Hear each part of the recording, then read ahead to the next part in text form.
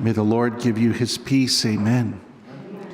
So these readings that we just heard are the readings for today. They're not proper to St. Martin de Porres, and yet, once again, they match the life of St. Martin so perfectly.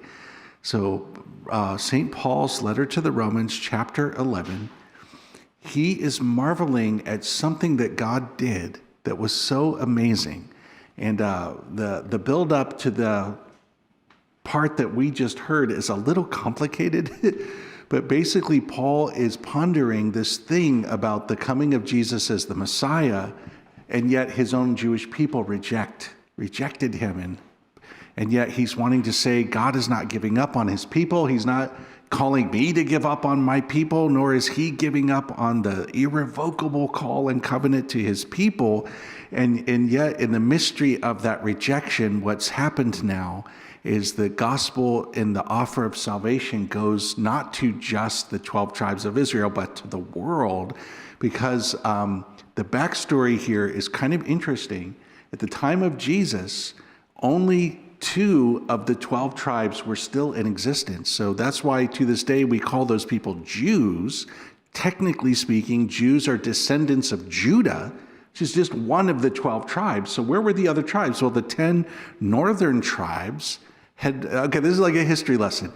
They had been conquered in 722 BC, so 700 years before Christ.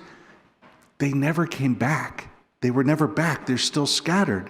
And so St. Paul is marveling that once the gospel goes to the world, the gospel goes to all the Gentiles, that will include the 10 lost tribes. And he's marveling, like, look at God can do. He's going to be faithful to his promise. He had promised that he would gather the 12 tribes. And now that promise is being fulfilled in a way that nobody expected, nobody saw coming. And in some ways, I believe what St. Paul is marveling at here is just how God can write straight on crooked lines. That despite the messiness of things that may happen here on earth, it will not stop God from doing his thing and blessing us and working his plan. And that's the thing where he says, oh, the depths and the riches and the wisdom and the knowledge of God, how inscrutable are his judgments, how unsearchable his ways. I think there's a song, somebody made that into a song. It's like, Brother Pius sings it in the shower, okay? So this is that's the backstory and what Paul is saying here.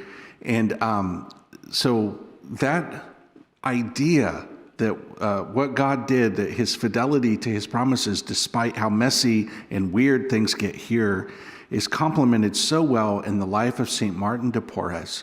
So this is Lima, Peru, late 1500s, early 1600s.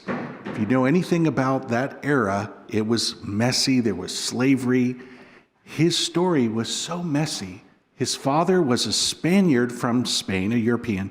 His mother was an African-American woman who had been enslaved and set free, and so they weren't even married. So he was, in the idea of that time, an illegitimate child, mixed race, and then 2 years later, he had a little sister born, and then the father abandoned them. And so the mother, who is this poor, former slave, is raising these 2 little children on her own. And of course, in the culture of that time, there was a great stigma.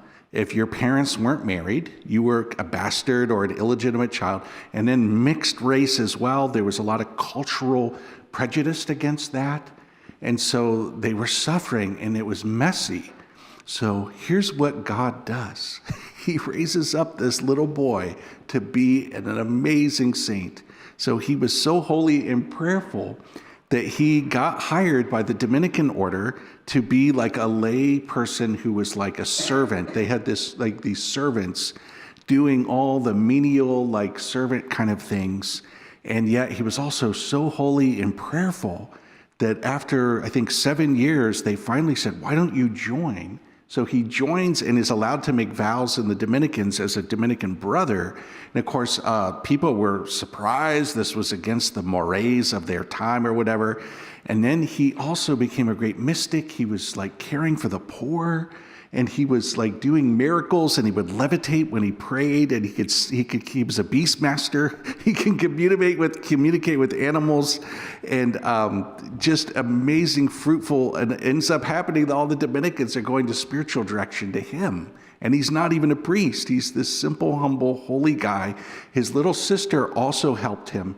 They served the poor and the sick. And to this day, like just a legend down there, like St. Martin de Porres. And I love his story because it was messy, it was like, it wasn't perfect. And yet in the midst of that messiness, the Lord did something so beautiful in the life of this man. And I think that that could be applied for each one of us, huh? Anybody have any messiness in their life?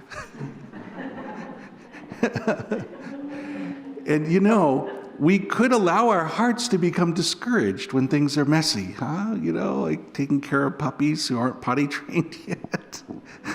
You may not want to visit our house right now, okay? But yeah, here it is, huh? That the messiness, the sinfulness, the imperfections of things are not a hindrance to the love of God and his plan unfolding. That is so encouraging, huh? That is so encouraging. And so on this day, we have this great saint, St. Martin de Porres, just a wonderful saint.